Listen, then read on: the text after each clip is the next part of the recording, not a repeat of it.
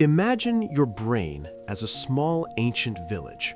Most days, the villagers walk the same paths, from the well to the fields to their homes.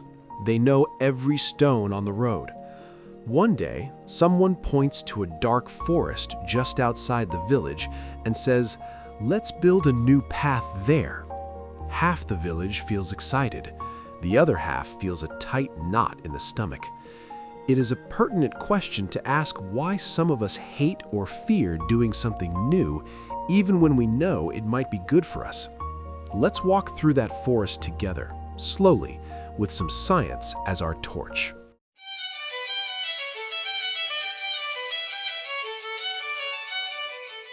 Your brain is not designed to make you happy. Its first job is to keep you alive. Everything else is a bonus. To do that, it tries to predict what will happen next, all the time.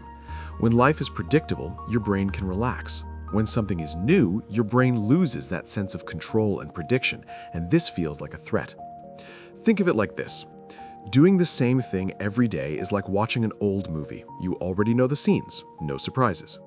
But doing something new is like walking into a cinema without knowing the movie, the genre, or the ending.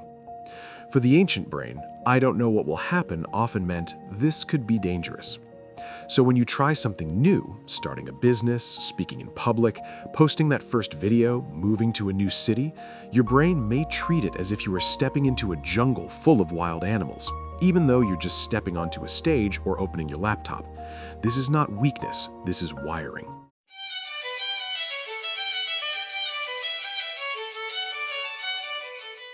Deep inside your brain sits a small, almond-shaped structure called the amygdala. You can imagine it as the village's watchdog, always scanning for danger. The watchdog doesn't care about your dreams. It doesn't care about your growth. It cares about one thing: is this safe? When you face something new or uncertain, the amygdala becomes more active, especially when the outcome is unknown or might be negative. It sends signals that trigger the body's stress response: faster heart rate, tense muscles, sweaty hands, shallow breathing. This reaction evolved to protect us when we really were in danger: predators, attacks, unknown environments. Uncertainty itself is enough to wake the watchdog. Studies show that when people anticipate uncertain negative events, the amygdala and related regions light up more compared to when the negative event is certain. Ironically, your brain sometimes prefers a known bad over an unknown maybe good, simply because the known bad is predictable. That's why some people stay in jobs they hate rather than try a new path. Some stay in patterns that hurt them because changing feels more scary than staying. The watchdog barks at change, not just at danger.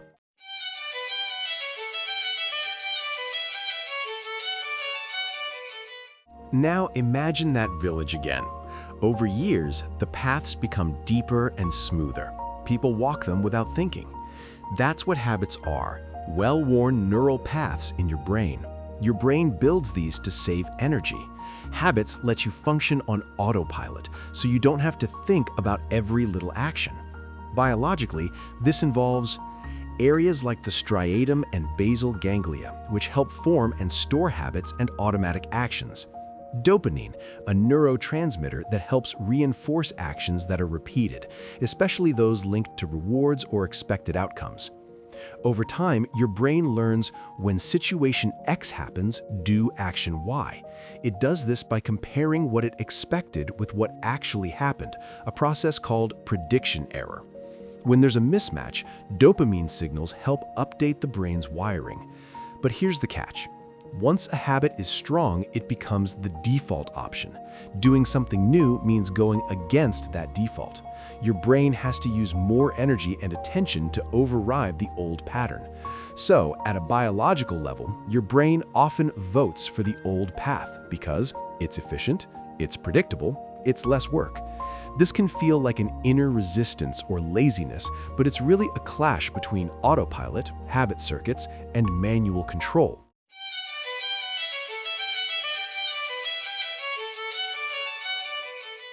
Interestingly, new things can also be attractive to the brain. Researchers have found that novelty can activate reward systems, including dopamine pathways, which can increase attention, motivation, and learning. New experiences can sharpen perception and even boost mood for some people in some situations. So why do some of us feel fear instead of excitement? Two big reasons. Individual differences. Some brains react more strongly to novelty in a fearful way, especially if they associate new with possible pain or shame. People with higher anxiety tend to show stronger amygdala responses to uncertain or ambiguous situations. Past experiences also shape this.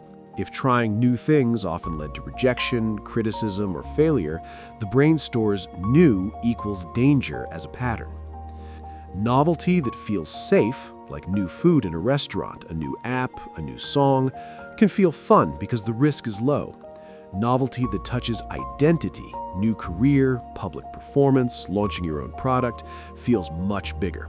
The brain reads it as high stakes, so the fear system gets loud. So there is a kind of tug of war in the brain. One system says new could be rewarding, let's explore. Another says new could be dangerous, let's avoid. Different people and even the same person in different moments will feel one side stronger than the other.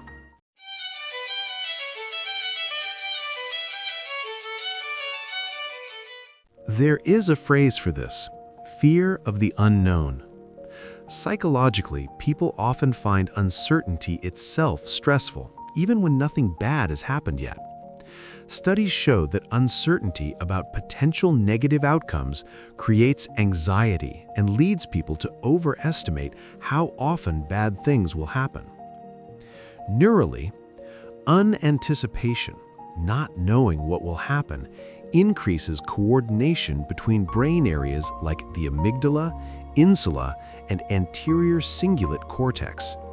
These regions help detect threats, sense internal body states, and regulate emotions. In plain language, your brain doesn't just fear pain, it fears maybe. That maybe keeps the mind spinning. What if I fail? What if people laugh? What if I waste my time? What if I'm not good enough? The irony is that these questions often feel more painful than actual outcomes. The brain tries to escape this discomfort by avoiding the new action altogether. Avoidance gives immediate relief. Relief teaches the brain avoidance works. So next time, the brain avoids even faster. Let's understand this with a small story. Imagine two brothers standing at the edge of a river. On their side is the old village. Same houses, same routines, same stories. Across the river is a new land, new skills, new people, new identity. Between them and the other side is a narrow, shaky bridge. The older brother looks at the bridge and feels his heart beat faster. Inside his brain, the amygdala says, that bridge looks unstable, danger.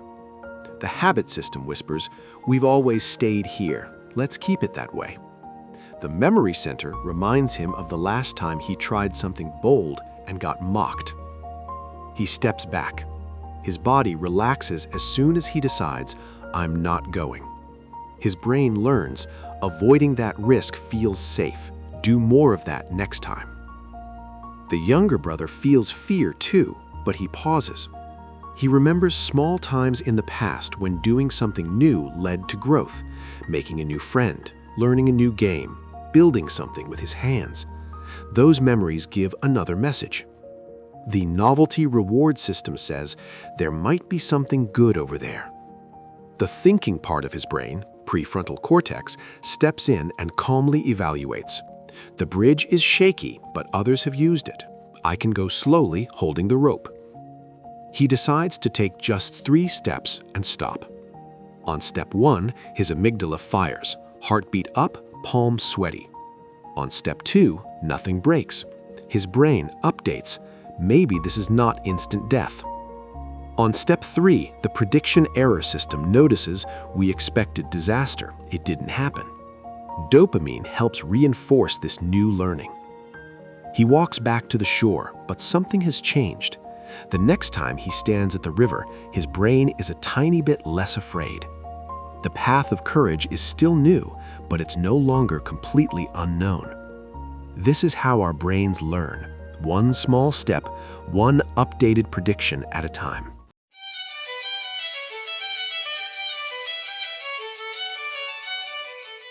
When you try something new, it's often not just about the action itself. Launching a product feels like putting your self-worth on display. Making a video feels like exposing your voice to judgment. Changing careers feels like rewriting your identity. The brain doesn't separate "I failed at this task" from "maybe I am a failure," unless we train it to. Past criticism, trauma, or shame make the amygdala more reactive and the fear pattern stronger. So when you hesitate, freeze, or avoid, it's not simply laziness or lack of ambition, it's your ancient protective systems trying too hard to keep you safe. Once you understand this, the inner dialogue can change from "what's wrong with me?" to "oh, my brain is trying to protect me, it's overreacting, but its intention is protection." That shift alone can reduce shame and create some inner space to choose differently.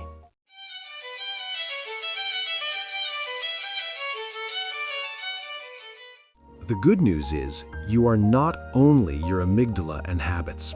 You also have a prefrontal cortex, the more advanced, rational, planning part of your brain.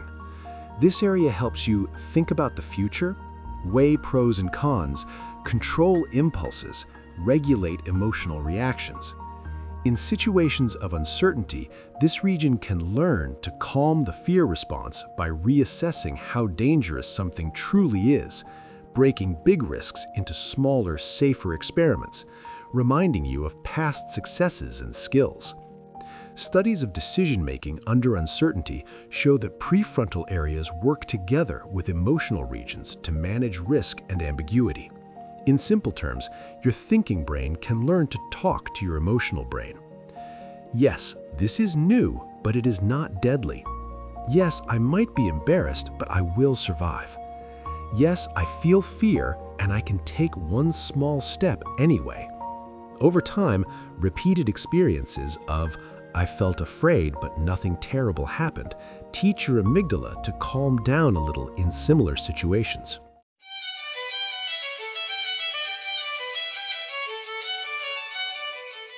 When you understand the science and biology behind your fear of new things, three things often happen. You feel less broken. You realize this is how human brains are built. Your fear is not proof that you are weak, it's proof that your survival systems are active. You stop fighting yourself blindly. Instead of yelling at yourself to just do it, you can design gentler steps that work with your brain, smaller risks, repeated practice, safe environments, supportive people. You see resistance as a signal, not a wall. Fear becomes feedback. My brain is telling me this is unknown and feels risky. Then you can ask, is this actually dangerous or just new? The ancient village in your mind will always prefer the old paths, but pathways in the brain are not fixed roads. They are more like trails in a forest. The more you walk a new trail, the clearer and easier it becomes. The less you use an old one, the more it fades. Biology gave you a watchdog, a habit system, and a fear of the unknown. It also gave you curiosity, learning circuits, and a thinking brain that can choose to step onto the shaky bridge even while the heart is pounding. You don't have to kill the fear to move. You just have to understand it, thank it for trying to protect you, and then, gently, take one step into the new. If our videos have helped you understand your mind a little better, grow a little braver, or feel a little more at peace, we'd be deeply grateful if you'd consider subscribing. This channel is our way of sharing practical psychology, real growth, and genuine fulfillment, slowly, honestly, and without pretending to have everything figured out. Your support helps this community grow and tells us that this kind of content matters. If it resonates with you, hit subscribe and stay with us on this journey. And if it doesn't, that's okay too. Take what helps and keep walking your path.